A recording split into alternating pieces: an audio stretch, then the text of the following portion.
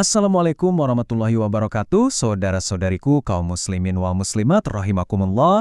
Alhamdulillah hari ini masih bisa bertemu lagi di channel ADRS Official. Oke, langsung aja ya kita mulai pembahasan kita kali ini. Jadi kita bakal ngebedah sebuah materi kuliah subuh yang jujur aja ini dalam banget dan benar-benar nyambung sama kehidupan kita sehari-hari, yaitu tentang manusia yang diberi akal. Gini deh, di era modern yang serba cepat, penuh banget sama kebisingan informasi dan gampang banget bikin kita terdistraksi, seberapa sering sih kita benar-benar nyadar dan pakai akal kita secara maksimal? Kadang tuh kita biarin aja diri kita hanyut sama rutinitas tanpa mikir panjang kan? Nah, yuk kita siapin fokus kita sebentar, karena ngebahas materi ini tuh benar-benar bakal ngebuka cara pandang dan nyegerin lagi jiwa kita. Saudara-saudaraku, sebelum kita melangkah lebih jauh, saya mau ngajak kalian mikir sejenak nih. Pernah nggak sih nanya ke diri sendiri, apa sebenarnya nikmat terbesar yang ngebedain kita, manusia, dari makhluk yang lain? Kalau dipikir-pikir, kita tuh sering banget terobsesi sama kekuatan fisik, numpuk-numpuk harta, atau ngejar jabatan yang tinggi. Tapi materi dari kuliah subuh ini ngarahin kita ke satu jawaban yang jauh lebih esensial. Sesuatu yang nggak bisa dibeli pakai uang seberapapun banyaknya. Sebuah alat spiritual dan intelektual yang benar-benar jadi pembeda mutlak, jurang pemisah antara kita dan makhluk ciptaan Allah lainnya. Cobanya apa? Akal. Dan ini bukan cuma soal kemampuan otak buat mikir matematika atau logika ya, sama sekali bukan. Ini tuh anugerah luar biasa dari langit yang jadi fondasi utama kenapa kita dihidupkan di dunia ini. Buat nemuin dasar jawabannya, kita bisa langsung cek argumen yang nggak terbantahkan dari Sang Pencipta. Di dalam surat Al-Isra ayat 70, Allah berfirman, "Dan sesungguhnya telah kami muliakan anak-anak Adam, kami angkut mereka di daratan dan di lautan, kami beri mereka rezeki dari yang baik-baik, dan kami lebihkan mereka dengan kelebihan yang sempurna atas kebanyakan makhluk yang telah kami ciptakan."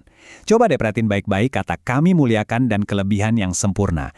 Ini tuh bukan sekedar kalimat biasa, ini adalah penegasan yang luar biasa berharga, sebuah bentuk penghormatan langsung dari pencipta kita, kalau posisi kemanusiaan kita tuh sangat tinggi dan mulia di alam semesta ini, jauh melampaui ciptaan-ciptaannya yang lain. Terus, wujud nyata dari kemuliaan yang disebut di ayat tadi, itu kayak gimana sih? Nah, menurut rincian tafsir dari Imam As-Sa'di, kemuliaan luar biasa buat manusia ini hadir dalam 4 pilar utama. Ada ilmu, akal, diutusnya Rasul, dan diturunkannya Alkitab. Poin krusialnya begini, 4 hal ini tuh satu paket hidayah yang nggak bisa dipisah-pisah. Bayangin aja akal itu kayak wadah utamanya. Kalau kita nggak punya akal yang sehat dan jernih, kita nggak bakal bisa nyerap keindahan ilmu, nggak bakal paham pesan-pesan agung dari para Rasul, dan pastinya nggak akan mampu mencerna petunjuk kehidupan dari Alkitab. Jadi akal ini benar-benar gerbang utama buat nerima semua kemuliaan yang diturunkan dari langit ke bumi. Kalau kita udah sadar betapa mahalnya nilai akal ini, gimana dong cara kerjanya di keseharian kita? Akal itu bukan cuma organ pasis yang diam aja di dalam kepala ya. Dia itu kompas navigasi sekaligus perisai dinamis kita yang terus-terusan kerja.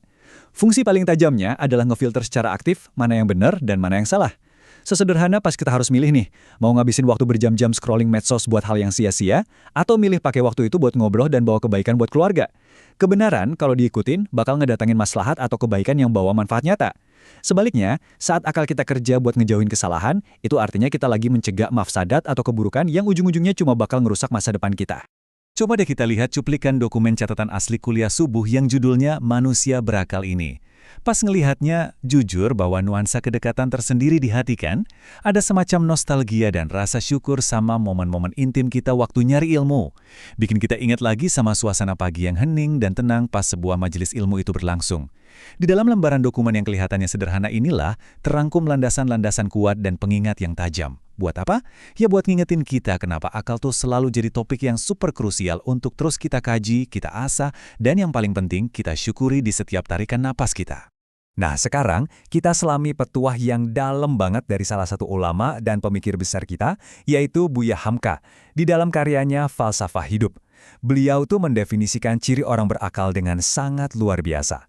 Katanya, orang berakal adalah mereka yang pandai milih perkara yang ngasih manfaat dan berani banget ngejauhin hal-hal yang bisa nyakitin jiwanya. Ini tuh bener-bener intisari dari kebijaksanaan. Ibaratnya gini, mending mana?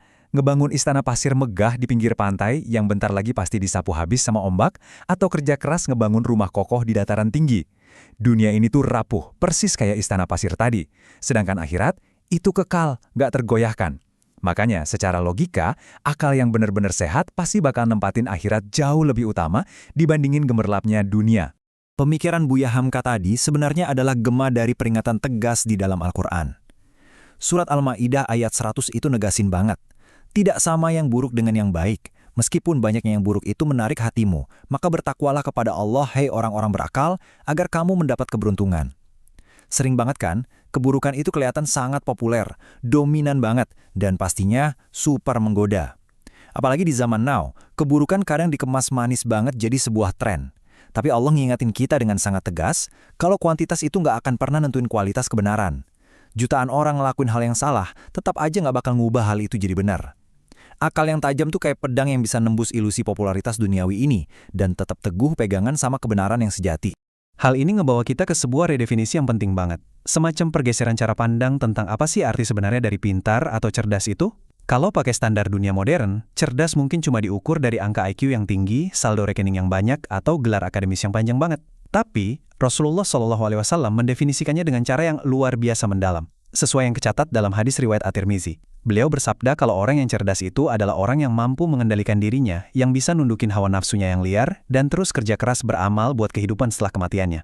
Wah, ini sih puncak absolut dari penggunaan akal. Kapasitas luar biasa buat ngontrol diri demi investasi spiritual jangka panjang yang nilainya udah nggak terhingga. Sebagai penutup dari pembahasan kita soal nikmat akal yang luar biasa ini, ada satu pesan taktis dan praktis dari materi kuliah kita. Jangan lupa sedekah.